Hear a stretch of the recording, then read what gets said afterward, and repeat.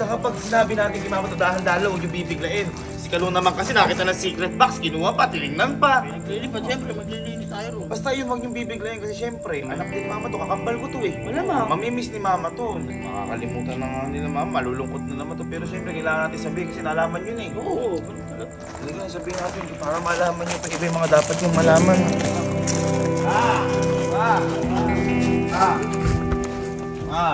Oh, bakit ba? Mama ka lang, mama.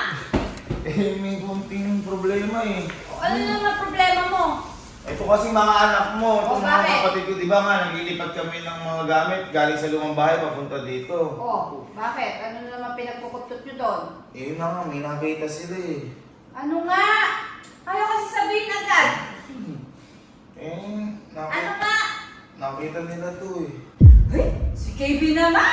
Yun naman sinasabi ko. Gusto naman itong bata. Eh, di ba sabi ko sa'yo, ako ang hayaan mo magsabi Umalma ka, umalma ka, umalma ka. Umalma ka, tubig ka. Ano ba? Sabi ko nga kay Kalo, huwag na pakialaman. Nakita niya nga. Tagal-tagal ko na itong tinagos. Eh nung nakita nga ni Kalo, hindi ko na napigilan ng sarili ko. Sinabi ko na yung tungkol dyan sa kakambal ko. Magduligan mo na. Di mo ngayon, alam na nila. Yun na nga, alam na nga nila.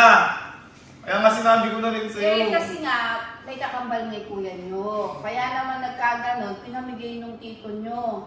Pumunta dun sa Mibaw, Batangas dahil hindi ko kayang buhayin kayo. Bakit? Bawal Hindi Batangas? kasi nanay papa mo doon. Maramya ang buhay. Oh. Ah, okay na may kakambal ko doon. Oo. Ay, buti Kaya na. ikaw ang natira sa amin. Tinan mo kinalabasan. Parang hirap ka. Kaya hindi mo kamo. Ayan! Gabi no!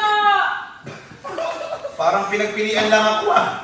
Dapat ako brigade, pero ayos lang at least. Maganda ang buhay ng... Buhay yung kakambal mo doon. Ngayon ko lang malaman yun ah. Oo. Kaya pala nung bata ako, ang gatas ko, yung pinaghugasan ng bigas, Oo, buti nga, may ampo eh. Dapat nga yan, lulok lang Sa bagay, at least.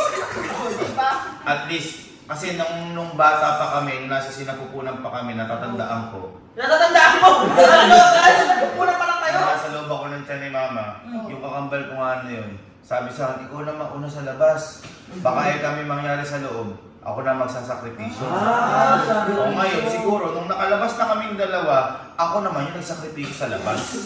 Kaya sa loob. Ganun siguro yung tadhana. Hirap na hirap yung Si Mama, push na push ang mukha ko. Di ba? Ay, naman tayo. Sabi na kasi ako magpapakilala sa mga kapatid. Handa ka na ba makita? Namiss ko tuloy yung kakambal.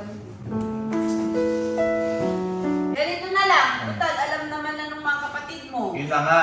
Oo. Gusto ko nga sabihin sa iyo, ano gagawin natin ngayon? Total, nalaman na rin naman nilang lahat. Yung sikreto nyo ni Papa, Yan. ako, tsaka ikaw. Gusto mo gumawa ka ng paraan. Para hanapin natin. Oo. Para hanapin natin at pakilala ko yung kakambal ng kuya nyo.